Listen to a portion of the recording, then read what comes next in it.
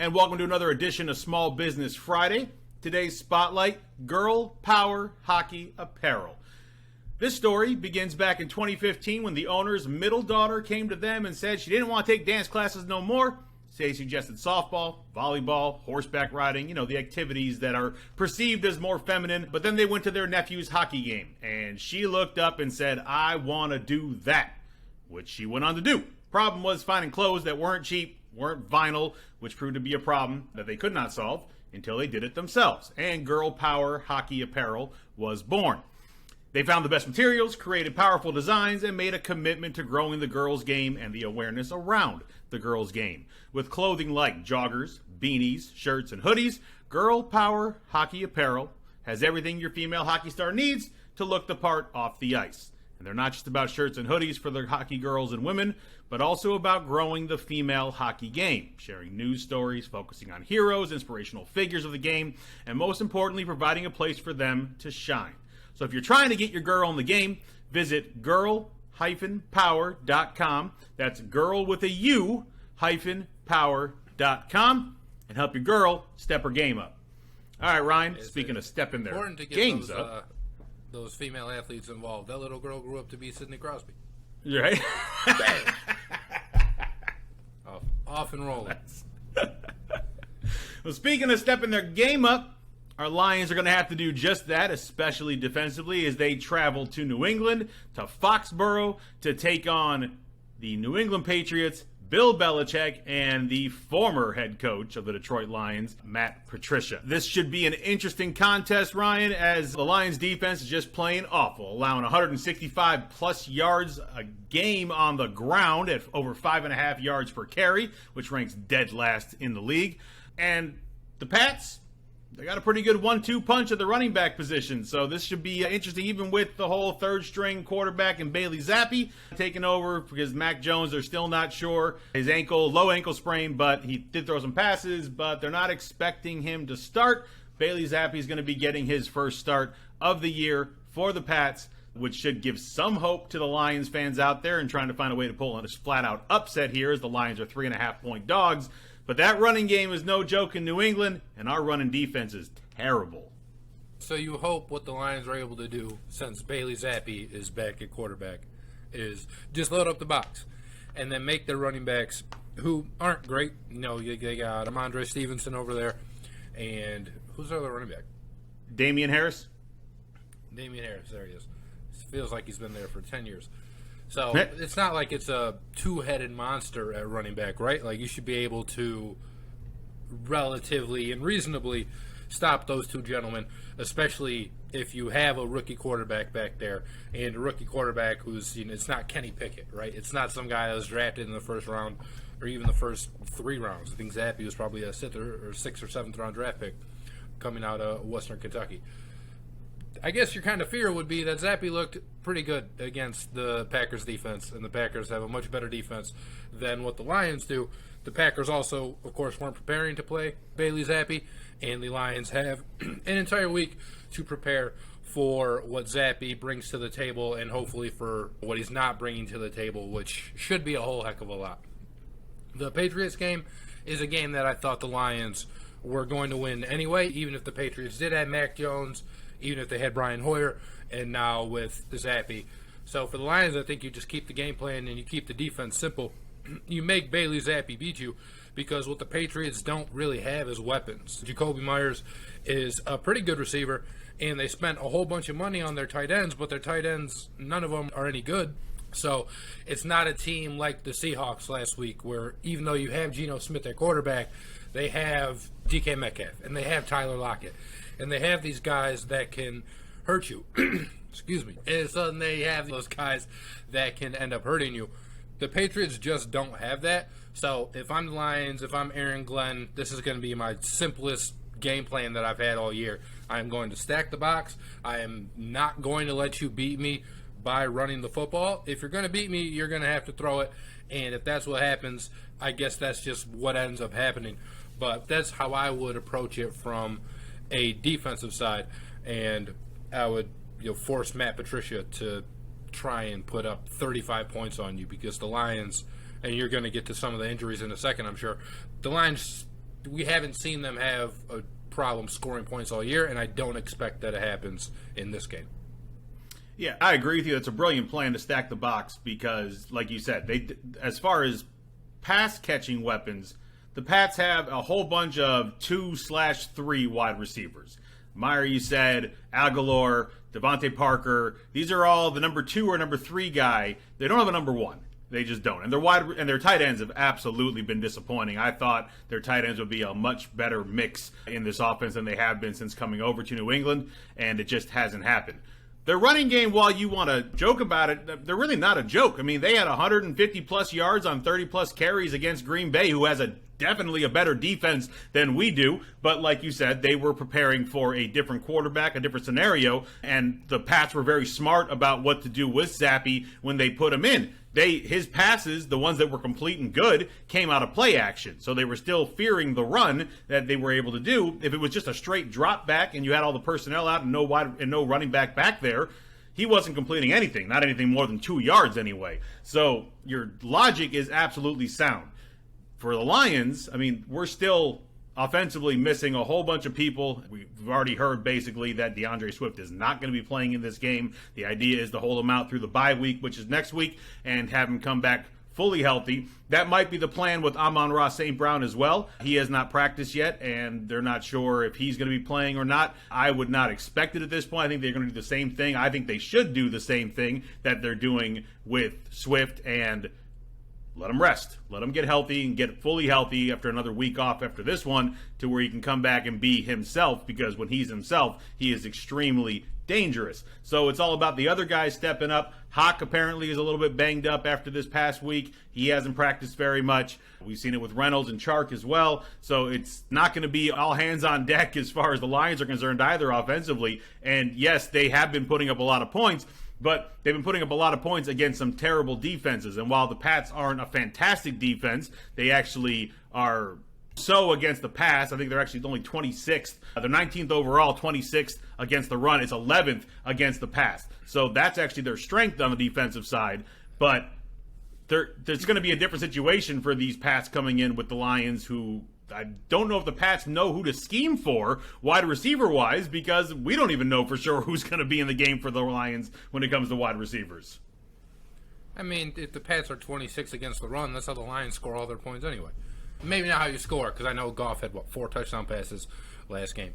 But they're moving the ball on the ground. For the most part, they're not really moving it through the air too much. And if you are the Lions, last week I thought it was going to be tough on offense without their weapons. I know the Seahawks have a worse defense than what the Patriots do, but it showed as long as their offensive line was able to get that push and was able to keep the pocket clean, they were able to move the ball down the field, and then Goff was able to put a few of those passes in the end zone. They had some play where Hawkinson was just wide open, and then the other touchdown passes, give credit to Ben Johnson and his scheme down there in the red zone, because while you might not have been overly impressed with any of Goff's actual passes on his touchdown passes, because it's pretty wide open to some of those guys, that's a testament to the scheme, right? You want to get your guys wide open. You don't want to have your quarterback having to make those Patrick Mahomes type throws where it has to be in this specific spot or it's not going to be completion. So I think that's something that the Lions can do. And then what the Lions are going to have to get better at, obviously, is just when the Patriots do get in the red zone, because they're going to get in the red zone, you have to force them to kick field goals. The Lions haven't really been able to have anybody kick field goals all year. They were last going into the Seahawks game in red zone touchdowns allowed, the percentage of times the opponents got in the red zone and scored a touchdown. The Seahawks game certainly didn't change any of that, because there was a whole lot of touchdowns scored by the Seattle Seahawks. So when you're down there, you have to force the Patriots to at least kick a field goal. We talk a lot about the bend and don't break defense with Michigan State, which is just break and break some more, which seems like that's what the Lions' philosophy is as well. But you really need that to come to fruition. I'm not asking the Lions to hold the Patriots to under 200 total yards, but you can't let them get to 30, 31 points. You got to keep them 27 to like at max 30. So that way you give your offense a chance to go out and win the game for you, because I don't think the defense will. We just need to see more stops, and I think the Lions are getting a break this week with Zappe behind center, and it gives them a better chance than they've had all year to hopefully get some stops and then get this thing sort of back on the right track and go 2-3 headed into the bye week. Yeah, and preparing for Zappe, I would think, might be a little easier for Dan Campbell because he knows him. Dan Campbell coached him in the Senior Bowl last year. I spoke very highly of him, talking about how high his intelligence is, how quickly he picks up an offense, how composed he is, all that stuff. But I wonder, from that time working together, if maybe he picked him on some tendencies of ways to rattle Zappe and help the Lions defense maybe get some success where they haven't really had much at all this year. Yeah, I think it's a great point about the Senior Bowl and Dan Campbell and the Lions staff as a whole. It wasn't just Dan Campbell down there coaching those guys. The Lions were able to take essentially their entire coaching staff, and they coached the guys at the Senior Bowl. They got a great look at Zappe, obviously, and there was a reason, I guess, that they decided not to draft him or any quarterback for that matter, and hopefully they can kind of exploit and show us what that reason was on Sunday. Yeah, and speaking of exploiting and showing, I think the Packers did a little bit of that in this past game against the Patriots, where they have their 1-2 punch at running back as well, which Jamal Williams used to be a part of, with Aaron Jones and A.J. Dillon. And we can take Aaron Jones out because if you want to make comparisons, we'll put Swift as more of the Aaron Jones style. We'll do the comparison of Williams and A.J. Dillon, because that's who's going to be playing for us, as Swift is not going to be playing. So with just looking at what he did, A.J. Dillon had 73 yards on 17 carries. It's pretty good numbers there for a split back.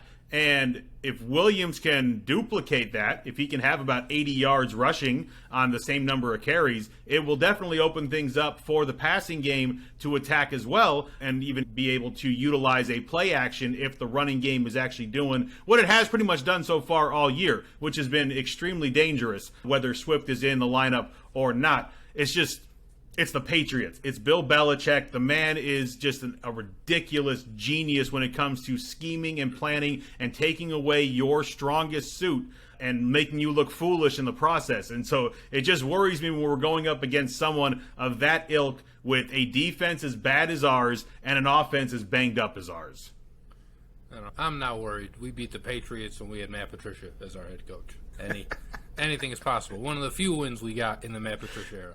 That was at home. This is in Gillette. And I was at the last time the Lions were at Gillette. It was like a 34-9 beatdown. It was embarrassing. It was like 2014, something like that. It's a different animal having to go on the road, obviously. You don't have your fans behind you, and there's not going to be many Lions fans in Gillette. I promise that. It's going to be packed full of Patriots fans. Even if there are a few Lions fans there, they're not going to be heard. Not over the Patriots fans out there. Those people love their team just like ours love our team. And it's going to be a lot for Dan Campbell to get that road win, and we just have so many things going against us in this game. It's hard to be optimistic going in, except for the fact that the Patriots defense is not the Patriots defense of old, and we should have the advantage offensively, even with some of the guys out that we've mentioned.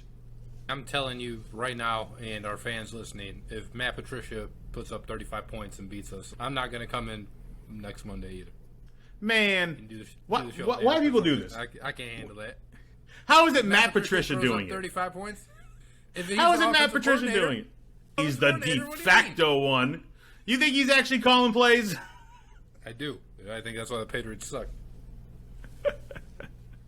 They ain't been good. Another thing, we got to have Hawk involved, because it's another thing that we've seen so far throughout the year is that tight ends have been a bit of a problem for the Patriots. Mark Andrews gave the Patriots trouble a couple weeks ago. Obviously, we're talking about one of the better tight ends in football, but I think so is Hawk when he's on his game. And so, especially with St. Brown possibly most likely not being in the game, Hawk has got to ball out, continue what he did last week, and give this offense chances to move the ball down the field and utilize his size, his strength, to help that happen. And with it seemingly being a weak point of the Patriots defense, I would expect Dan Campbell to exploit that and see another big game from Hockenson.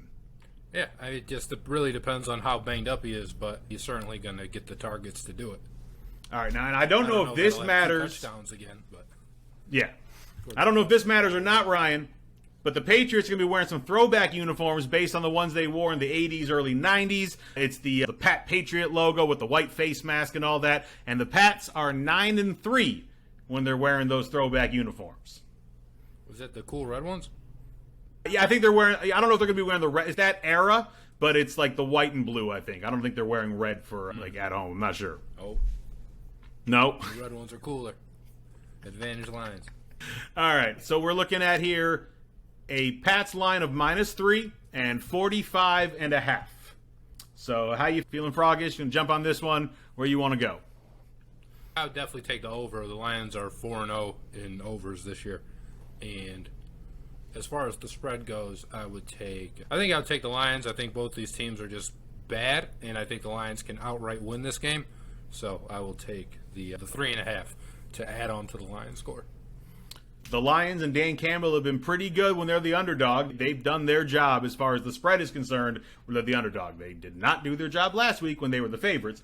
But I think I'm with you. I think the 45.5 needs to be higher, especially if the Lions put up 30 in their own right, and I think they will. And I think the 3.5, that hook makes it a little nicer to pick the Lions. Because if it was just flat out 3, it's kind of harder. It might be a flat-out push, but I think the Lions can be inside of a field goal on this one, and it should be a close game, hopefully. Should be a good game, hopefully. And I hope you're right. I hope the Lions get a flat-out victory, but I can't pick that yet. Not with the defense being as bad as they've been. I need to see a little more something out of the defense to pull their weight. I know we don't really have the horses to pull their weight yet, and that's what more drafts and more free agents off-season signings will bring, but I think they can keep this one close and stay inside that 3.5. Yeah, I think they'll flat out win, but I would certainly take the points. I know you do. Hey, Ryan Griffin here. Thank you so much for watching today's episode of Griffin and Bass. Be sure to give us your thoughts in the comments below. Remember to click the bell to receive the latest notifications from DSN and subscribe for breaking news, community blogs, polls, contests, and other content.